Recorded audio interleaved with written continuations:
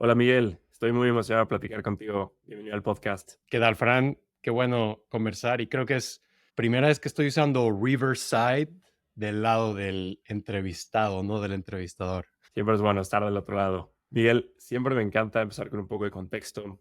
Empiezas tu carrera en Citi, luego en Mitsubishi Financial Group, MBA en Wharton, para después lanzar Gilgamesh Ventures. ¿Cómo nace este fondo de Venture Capital? Nace de manera súper orgánica, sinceramente, inicialmente sin un plan específico. Yo, como tú bien dijiste, estuve en banca unos años, cerca de una década en realidad, y 2 de esos años fueron rotaciones en operaciones y tecnología. Y los que conocen un poco de banca saben que esos son trabajos que la gente en realidad no quiere, ¿no? Si estás en banca, quieres estar en lo que se llama el front office, quieres estar en banca inversión, en banca corporativa. Pero a mí me mandaron como parte de un programa rotacional y yo no sabía de de cómo la gente juzgaba esos trabajos.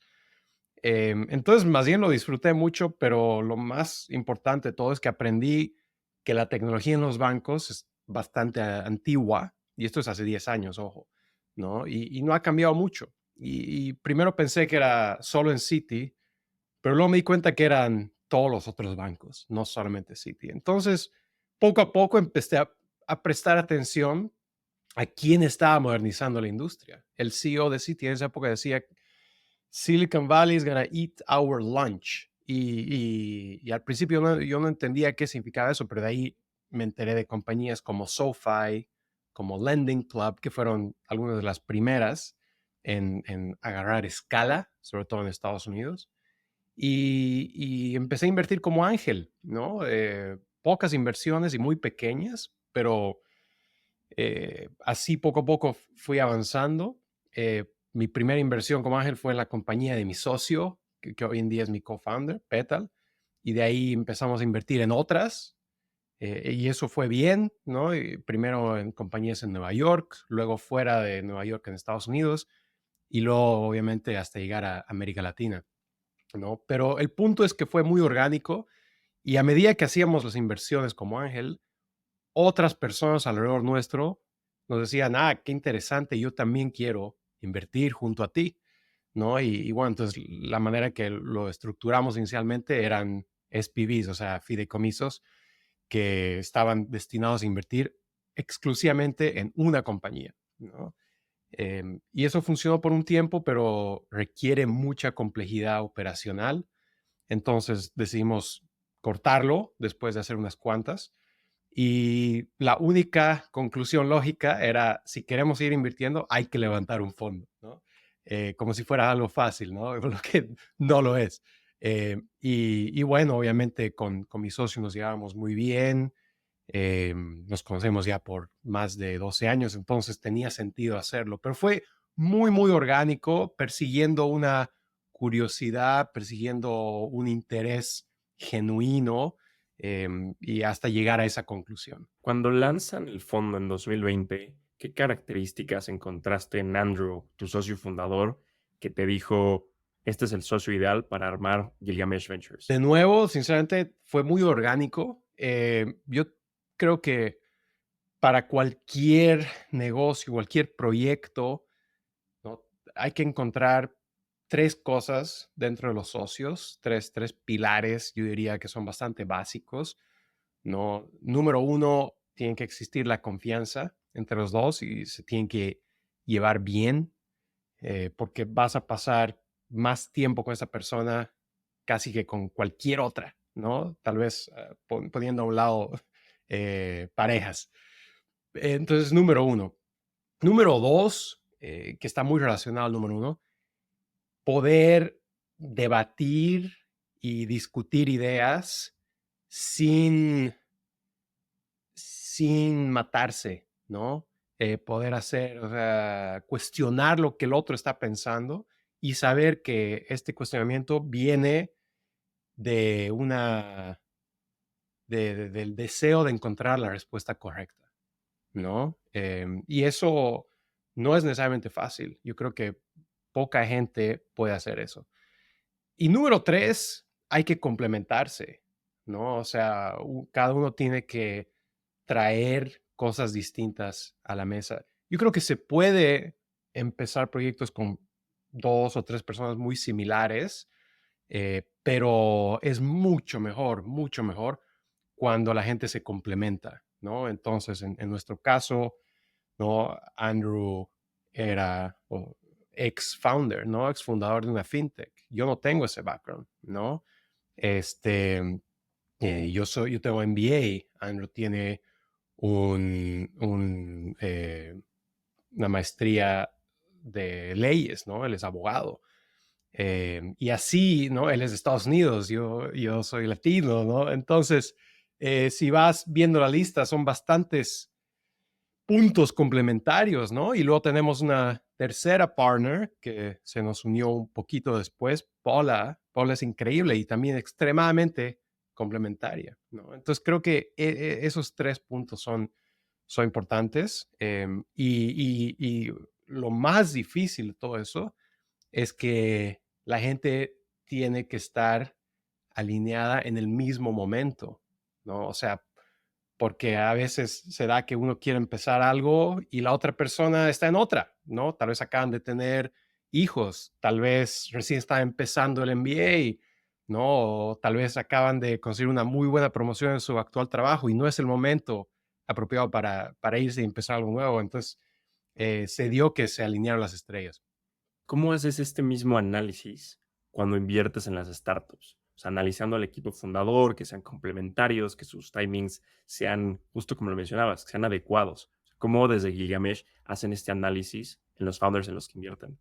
Sí, es muy similar al análisis, ¿no? Y tienes que encontrar equipos, ¿no? Donde se complementen. Obviamente, parte de eso es encontrar a alguien que tenga el background técnico, ¿no? De que entiendan lo que hay que construir y tal vez lo puedan hacer ellos mismos al principio, pero también alguien que tenga el ángulo comercial, ¿no? Y la gran mayoría de las compañías exitosas en el mundo, en cualquier parte, tienen eso. A veces, unas pocas veces, esa complementariedad está dentro de la misma persona, ¿no? Pero eso es muy raro, eso es muy, muy raro.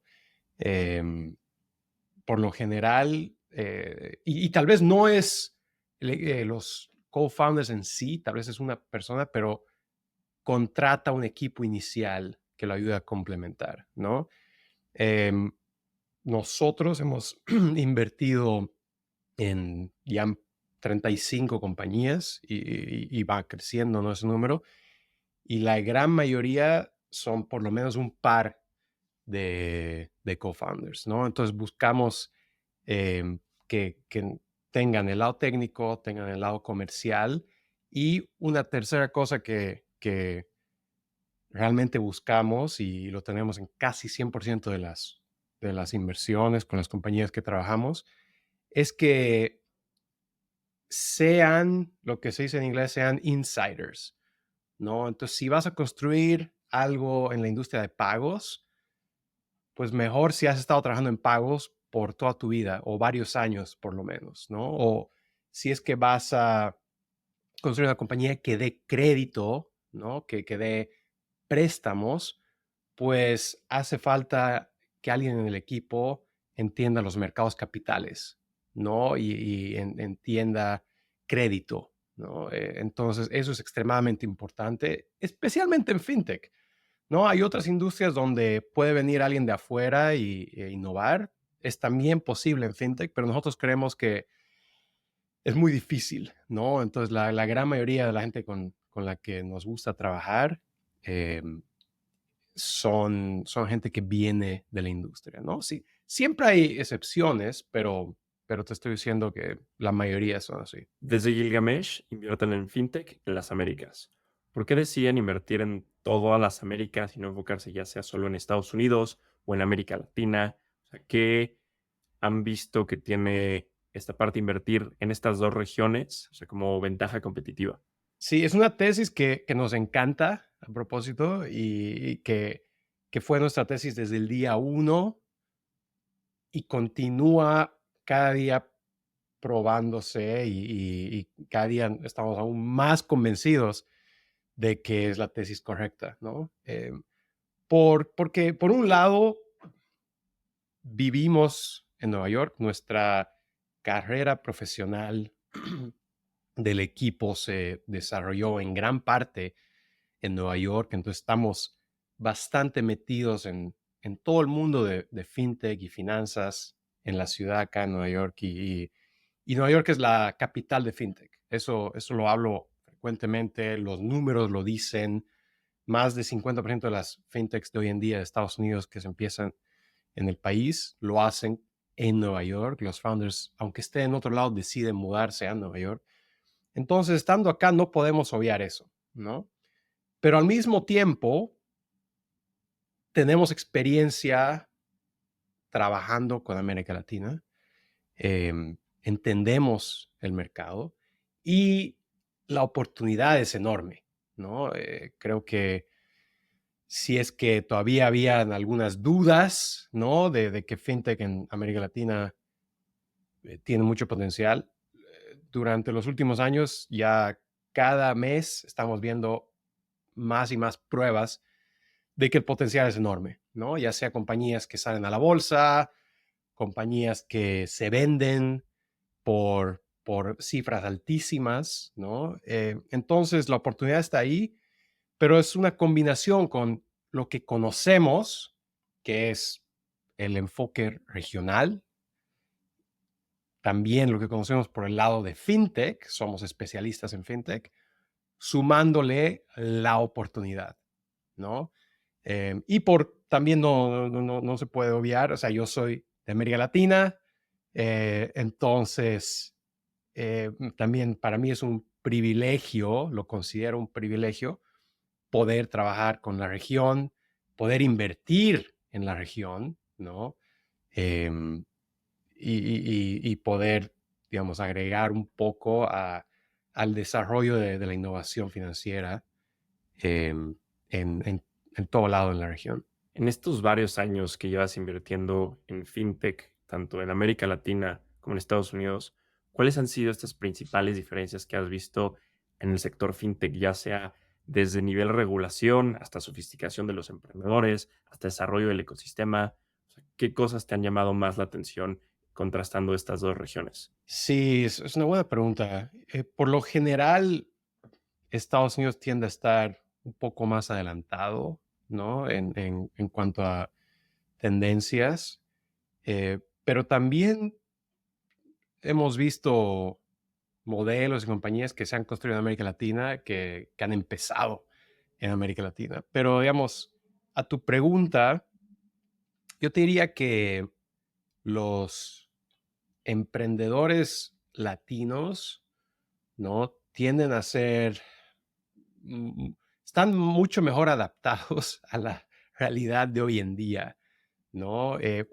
Hubieron algunos excesos, sin duda, varios, pero si lo comparas con Estados Unidos, o sea, acá hubieron muchísimos más, ¿no? Entonces creo que los emprendedores de América Latina son sin duda más todoterreno, ¿no? Por razones obvias, que todo es más difícil en la región. Em, Antes pasaba que tenían menos acceso a recursos, ¿no? Y una red poco más débil de, digamos, de mentores y de gente que los asesore en todo lo que es emprender.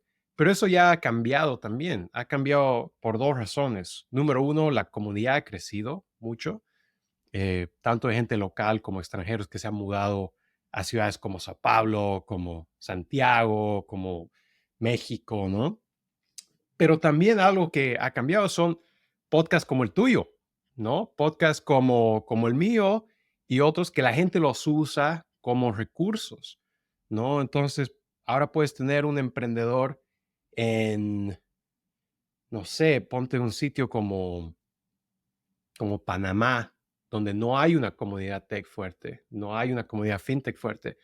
Pero cuando hablo con los emprendedores panameños están totalmente informados de lo que está pasando ahí, ¿no? Y tienen una red de asesoría y también tienen muchos recursos en línea. Entonces, eso ha cambiado para bien, ¿no?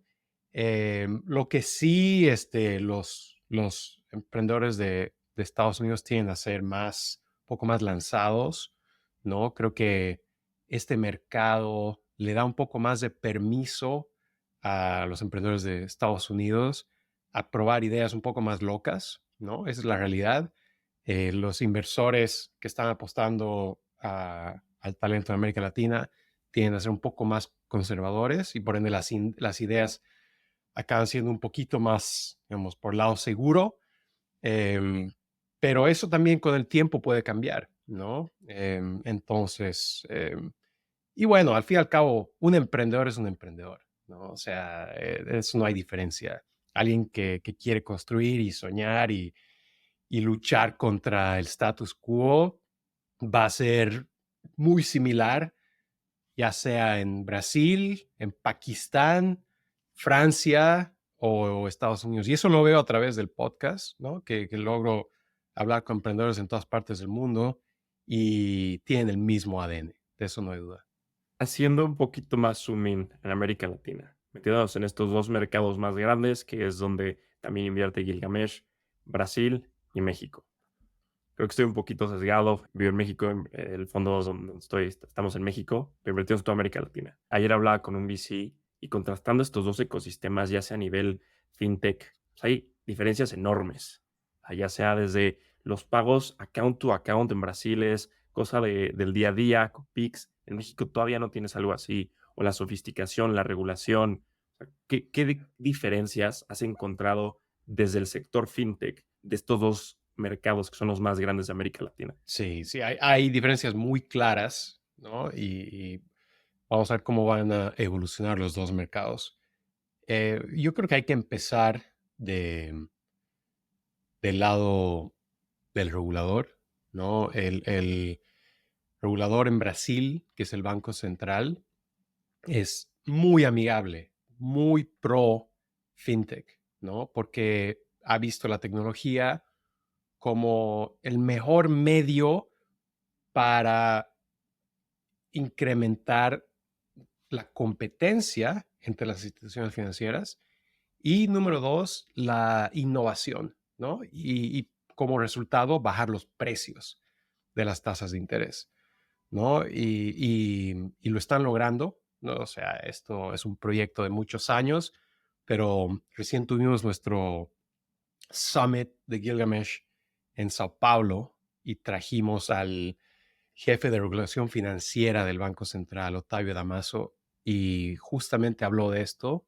y mostró con números muy claros de cómo están siendo exitosos con su misión, ¿no? Entonces, eso ayuda mucho, ¿no? Número dos es el tamaño de mercado. Brasil es un poco más grande. Simplemente si te fijas el número de habitantes y el tamaño de la economía, si no me equivoco, el tamaño de la economía, o sea, Brasil es 2x lo que es México, ¿no? Entonces, eso también atrae una mayor cantidad de talento y de emprendedores, ¿no? Lo que ha sido una bola de nieve que ha crecido durante la última década especialmente. Entonces, el tamaño de mercado ha traído una mayor concentración de talento y ese talento que empezaron las primeras compañías hace unos años, ahora ya, entiende, esas compañías están siendo las catalizadoras de otros equipos y otras ideas que están naciendo, ¿no? Y también hay algo cultural, que los brasileños les encanta probar cosas nuevas, no le tienen miedo y eso creo que hay que visitar Brasil para realmente entenderlo. Ahora, em, México, ¿no? Obviamente no se queda atrás, está, la gente dice que está 5 años por detrás de Brasil. Yo no estoy seguro. Yo a ratos creo que están moviéndose un poco en paralelo, pero tal vez la evolución del mercado fintech en México vaya a ser distinta a la evolución del mercado de Brasil, porque es otro ecosistema, no puedes esperar que se mueva exactamente en la misma dirección, ¿no? El regulador es más estricto, ¿no? Aunque sí han habido buenos avances con la ley de FinTech, y ahora entiendo que se va a reformar a la reforma de FinTech, ¿no? Para tratar de mejorarla. Em, pero es otro ecosistema, ¿no? Entonces creo que también el lado de consumidor de FinTech en México va a evolucionar de manera distinta de todo lo que es consumer FinTech en Brasil. El lado B2B, ¿no? No creo que sea tan distinto, porque al fin y al cabo las necesidades de las corporaciones son similares, ¿no? Entonces, lo que sí en Brasil, y esto es algo que ha sido un tema importante para nosotros este año y para otros inversores también, es que las pymes y las corporaciones en Brasil están mucho más dispuestas que antes en pagar por software, ¿no? Software que los haga más eficientes, software financiero. México también está un poco más por detrás de eso. Y tal vez es porque la mano de obra es más barata, pero estamos nosotros bastante convencidos de que eso va a seguir cambiando, ¿no? A medida que justamente las empresas se den cuenta, los administradores de las empresas se den cuenta que esto es aún mejor que contratar a dos personas que te lo hagan manualmente, ¿no? Tal vez el precio sea comparable, pero en realidad a la larga es más barato. Entonces, esas son algunas de las diferencias que estamos viendo, ¿no? Uno de los principales jugadores en el ecosistema fintech son los bancos.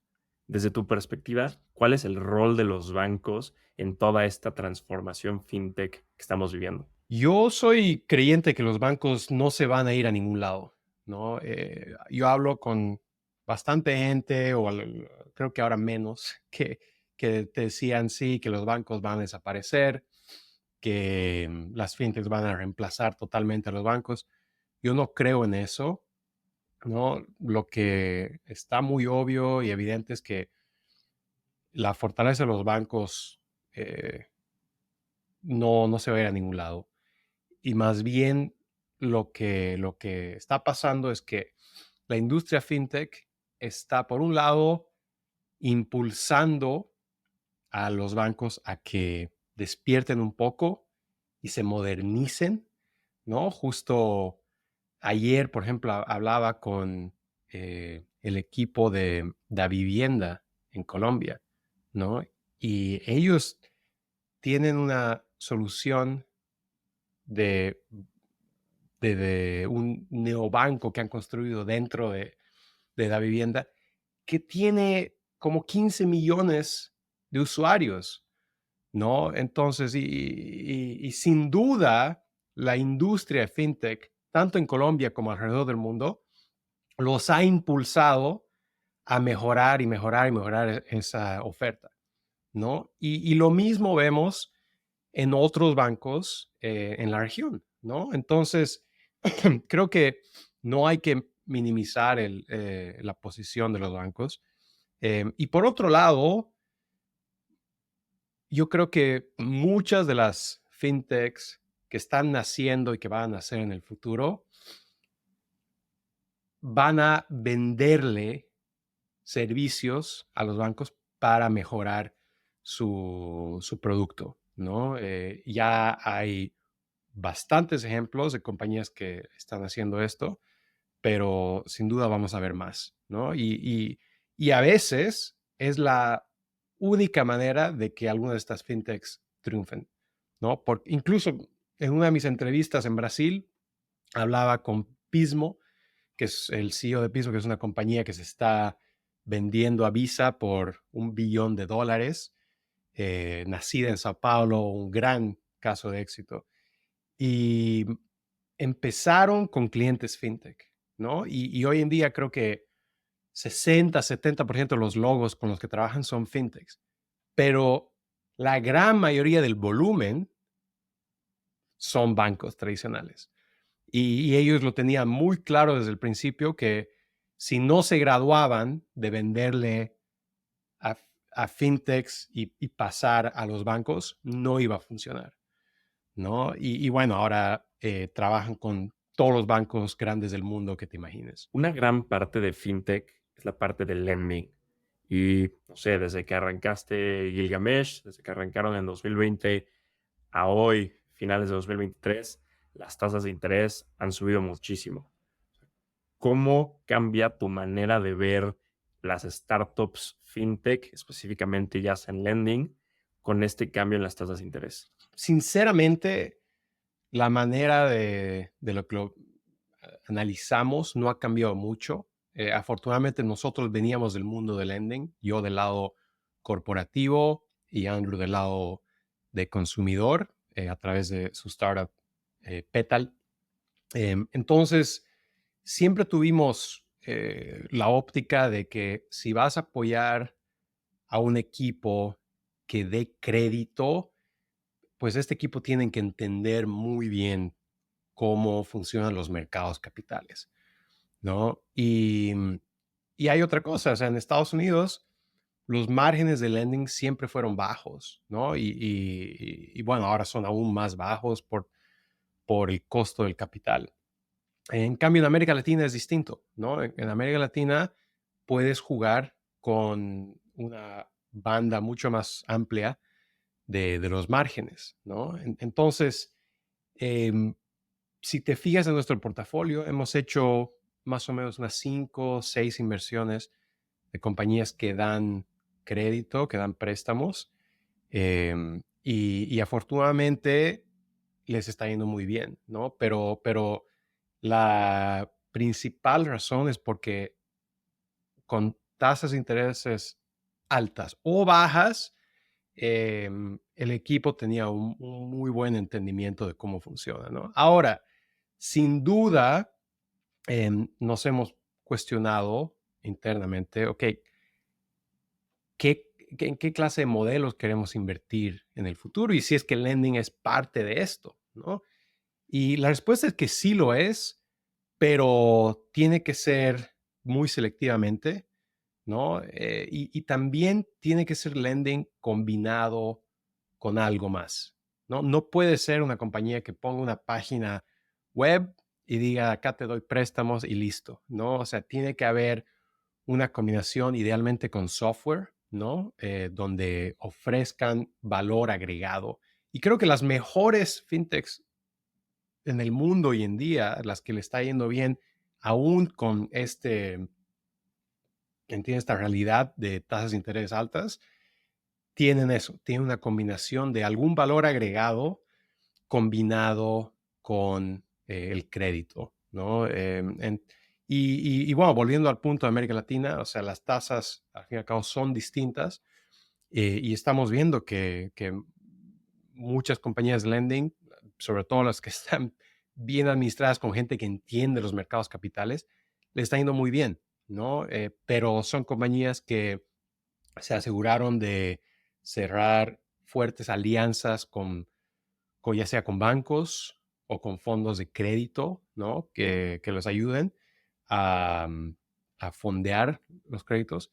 Y también algo que es inevitable, que estamos viendo tanto en América Latina como Estados Unidos, es que más y más fintechs están sacando licencias, ya sea bancarias o un tier un poco más bajo, ¿no? Para poder captar depósitos, ¿no?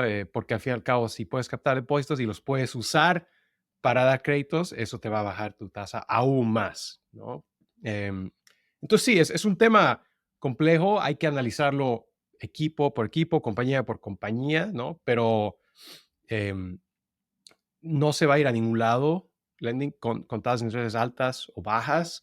Sí va a seguir siendo un motor importante el sector financiero, ¿no? Pero las mejores fintech que den lending van a tener que combinarlo con algo más. Miguel, cambiando de tema, hace más de 10 años creaste esta página de Facebook que fue de las más populares. Desde entonces ya tenías interés en medios.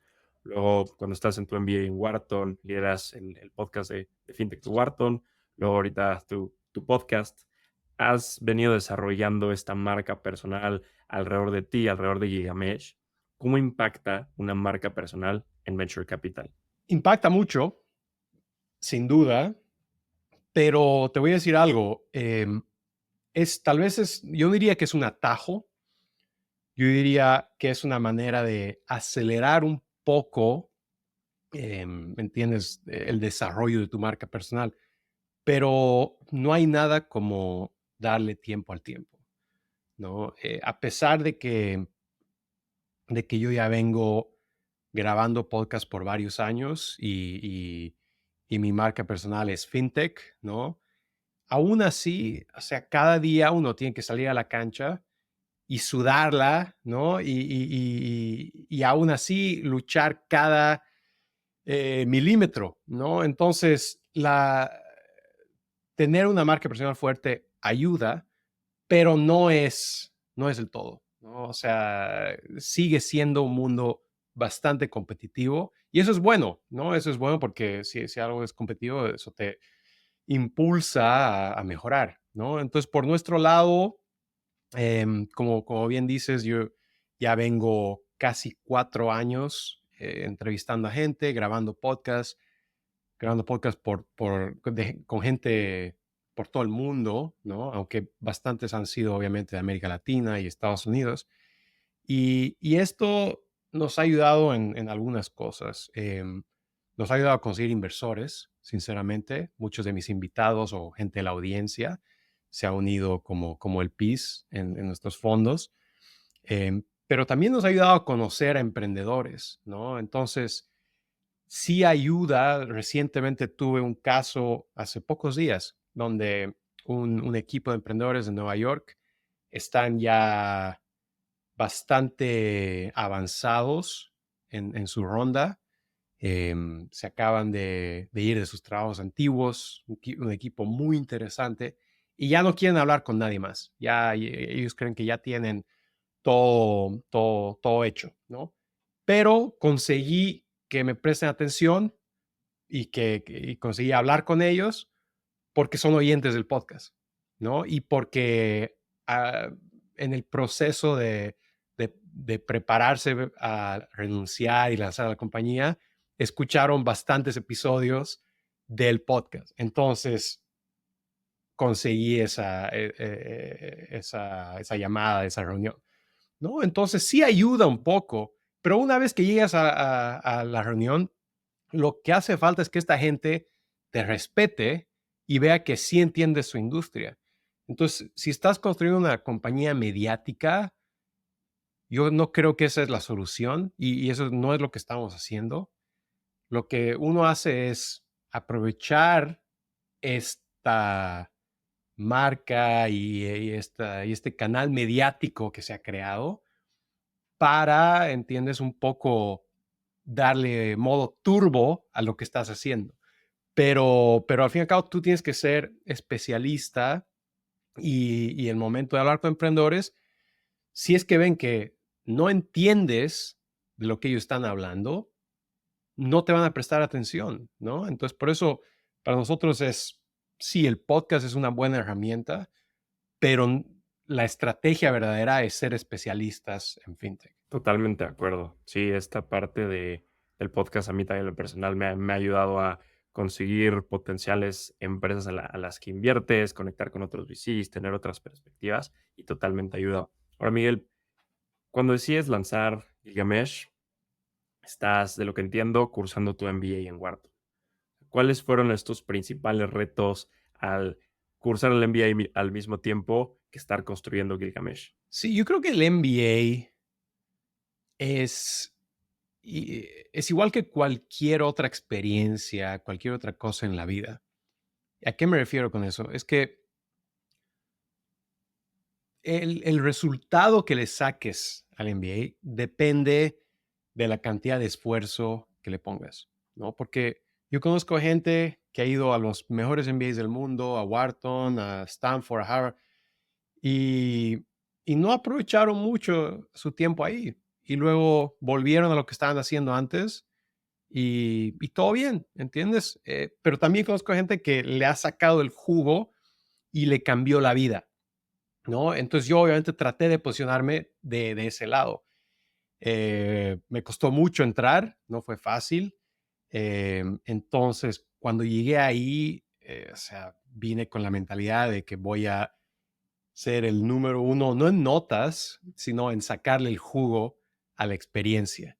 Y eso requiere mucha curiosidad, ser bastante proactivo, ¿no? Y no hay un manual de qué hacer, ¿no? Ok, sí hay unos grupos de estudiantes y hay algunos grupos con más prestigio que otros y todo bien y te puedes unir a eso, pero necesitas enfoque y necesitas em, meterle bastante esfuerzo en sacarle el jugo a la plataforma que te ofrece. Entonces, en el caso de Wharton, yo sin duda tuve suerte que se alinearon las estrellas en que, bueno, Wharton es la escuela de finanzas número uno del mundo y por ende empezaron a invertir en el futuro de las finanzas, que eso es fintech. Pero no empezaron a hacerlo años antes de que yo llegue. Fue meses antes de que yo llegue. Entonces tuve suerte en que habían más recursos, ¿no? Por otro lado, ya existía el grupo de fintech de estudiantes, ¿no? Entonces yo me volví uno de los dos copresidentes del grupo.